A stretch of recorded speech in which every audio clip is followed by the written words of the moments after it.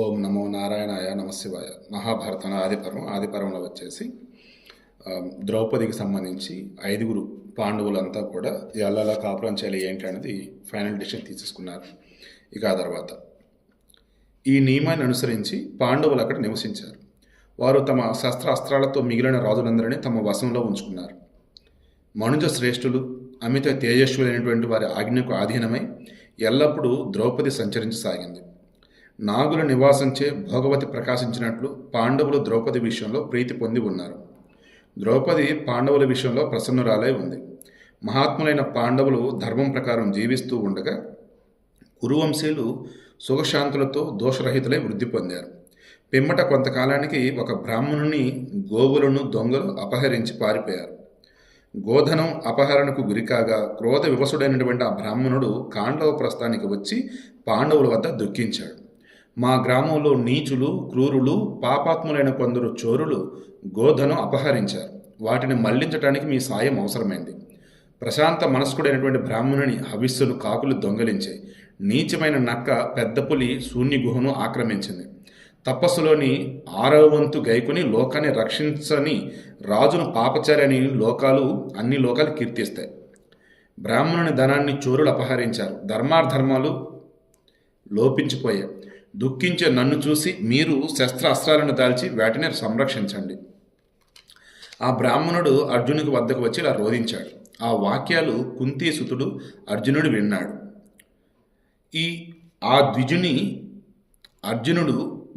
ద్విజుణ్ణి అర్జునుడు భయం వలదు అని ఓరడించాడు. పాండవుల ఆయుధాలు ఉన్న చోట ధర్మరాజు ద్రౌపదితో ఏకాంతంగా ఉన్నాడు. సో వీళ్ళ కండిషన్ ఏంటి? ఏకాంతంలో ద్రౌపది 1 year పాటు ఒకరితో ఉంటుంది. మధ్యలో ఎప్పుడైనా అందరూ సమూహంలోకి వస్తే ఓకే. ఏకాంతంలో గనక ఉన్నప్పుడు ఆ ప్లేస్కి గనక వెళ్ళారు అంటే ఈ పాండవులలో ఒకళ్ళు ఖచ్చితంగా 12 సంవత్సరాల పాటు వనవాసం చేయాలి. ఇప్పుడు ఆ బ్రాహ్మణుడు వచ్చి కాపాడమని అడుగుతున్నాడు. ఆయుధాలు ఎక్కడున్నాయి? ద్రౌపది ధర్మరాజు ఏకాంతంగా నుండి భవనం ముందే అక్కడ ఉన్నాయి. సో ఇప్పుడు అక్కడికి వెళ్ళాలా వద్దా అని ఆలోచిస్తున్నాడు. ఆర్తుడైన ఆ బ్రాహ్మణుని మాటలు మాటికి అర్జునుని ప్రేరేపించాయి. అతను దుఃఖానికి కౌంతేయుడు చలించిపోయి ఇలా అనుకున్నాడు. దీని తాపసైనటువంటి బ్రాహ్మణుని గోధను అపహరించబడితే అర్జునుడు అతని కన్నీరు తుడవాలని నిశ్చయించాడు. రాజద్వారాన విలపిస్తున్న బ్రాహ్మణుని రక్షణ నేడు చేయలేకపోతే యుధిష్ఠిరునికి ఉపేక్షాజనితమైనటువంటి పాపం వస్తుందని ఆలోచించాడు. మేమందరం కలిసి ఆర్తుని రక్షించకపోతే ధర్మపాలనలో అశ్రద్ధ ఏర్పడిందని జనులు భావిస్తారు. దీనితో అధర్మ ఫలం మాకు కలుగుతుంది. నేను రాజును గౌరవించక భవనంలోకి ప్రవేశిస్తే నిస్సందేహంగా అజాతశత్రుని ముందు నేను చేసిన ప్రతిజ్ఞ వ్యర్థమవుతుంది. రాజు అక్కడ ఉన్నవేళ ప్రవేశిస్తే వనవాసం చేయాలి. మహారాజును తిరస్కరించినట్లయితే నా మాటలు తుచ్చాలే నమ్మశక్యం కానీ అవుతాయి. రాజు తిరస్కారం చేయి నియమ భంగమై అధర్మ దోషం లేదా వనంలో మరణం సంభవిస్తాయి. శరీర నాశం కంటే గోబ్రాహ్మణ రక్షారూప ధర్మమే గొప్పదవుతుంది. ఆ నిర్ణయం గైకొని కుంతీపుత్రుడు ధనుంజయుడు రాజును అడిగి లోనికి ప్రవేశించి ధనుస్సు తీసుకుని ప్రసన్నంగా బ్రాహ్మణుతో అన్నాడు. బ్రాహ్మణ, మీరు నాతో రండి. పరధనాన్ని కోరే క్షుద్రులైన దొంగలు దూరంగా పాయే లోపల మనం అక్కడికి చేరాలి.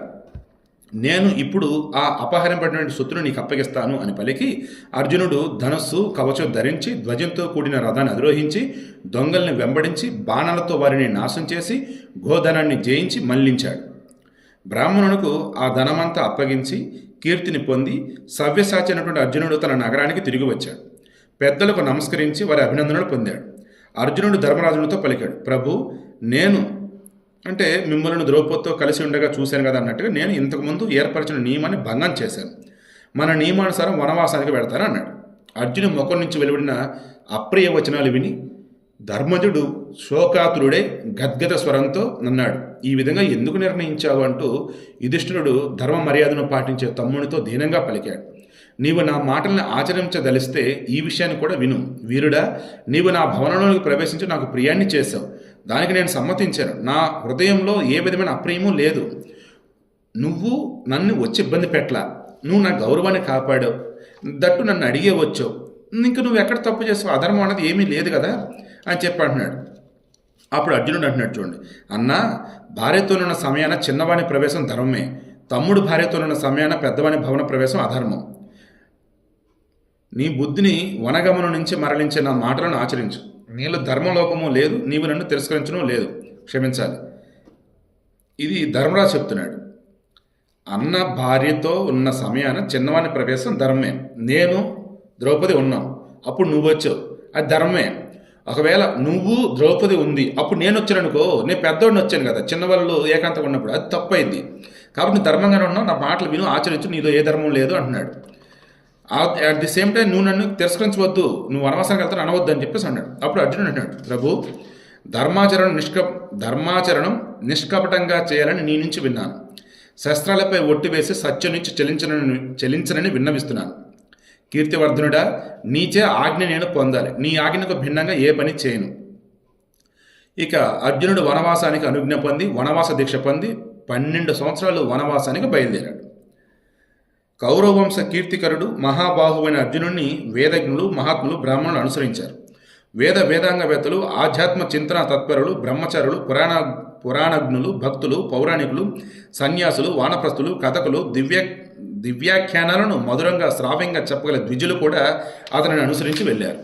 ఇంద్రుని దేవతలు అనుసరించినట్లు అర్జునుడిని మధుర భాషలోని కథకులంతా అనుసరించి వెళ్ళారు. అర్జునుడు సుందరాలైనటువంటి వనాలు, సరస్సులు, సముద్ర తీరాలు, దేశాలు, నదులు, పవిత్ర తీర్థాలు చూశాడు. గంగాద్వారం అంటే హరిద్వార్ చేరి అక్కడ విడిది చేశాడు. విశుద్ధాంతకరణ గల పాండవ శ్రేష్ఠుడు అర్జునుడు గంగాద్వారాన్ని ఆచరించిన అద్భుత కర్మను విను అని చెప్పేసి జనమేజయునికి వైశంపాయనుడు చెబుతున్నాడు. భారత కౌంతేయుడు బ్రాహ్మణులతో కూడి గంగాద్వారాన్ని ఆగిన తర్వాత బ్రాహ్మణులందరూ తమ తమ అగ్నిహోత్రాలను వెలిగించారు.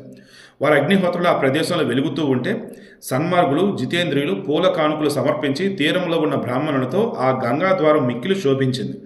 ఇలా విద్వాంసులతో ఆ ప్రదేశం నిండిపోయింది. అప్పుడు అర్జునుడు స్నానానికే గంగా నదిలోకి దిగాడు. స్నానం ఆచరించి పితృదేవతలకు తర్పణాలు ఇచ్చి అగ్ని కార్యం చేయడానికి గట్టు ఎక్కుతున్నప్పుడు కామరూపిణైనటువంటి నాగరాజ కన్యక ఉలిపి అతనిపై ఆసక్తితో అర్జునుని లోపలికి లాక్కొనిపోయాను. ఈ ఉలిపి ఎవరు? నాగకన్య.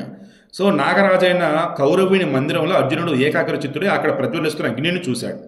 వెంటనే అర్జునుడు అక్కడే నిర్భీకుడై అగ్ని కార్యాన్ని పూర్తి చేశాడు. ఈ హవనంతో అగ్ని బాగా సంతోషించాడు. అగ్ని కార్యం పూర్తి చేసి అర్జునుడు నాగరాజ కన్య ఉలూపితో నవ్వుతూ ఇలా పలికాడు, ఈ సాహసం ఎందుకు ఆచరించావు? నీవెవరివి? ఇది ఏ దేశం? నీవెవరు కుమార్తె అని అడిగాడు. అప్పుడు ఉలీపి చెప్పింది, ఐరావత వంశానికి చెందిన నాగరాజు కౌరవ్యుడు, అతని కుమార్తె ఉలూపి అనే నాగకన్యను నేను అని చెప్పేసి. పురుషశ్రేష్ఠ, మీరు స్నానానికి గంగానదిలో దిగినప్పుడు మిమ్మల్ని చూచి కామ పరవశరాలను అయ్యాను. గురునందన, నేను మీ కారణంగా మన్మథ బాధకు లోనయ్యాను. నేను మీకు నా హృదయాన్ని అర్పించాను. మీరు నాకు ఆత్మదానం చేసుకుని నన్ను ఆనంద పెట్టండి అంది. సో అర్జునుడు మరి ఏం చెప్పాడు రేపు డిస్కస్ చేద్దాం.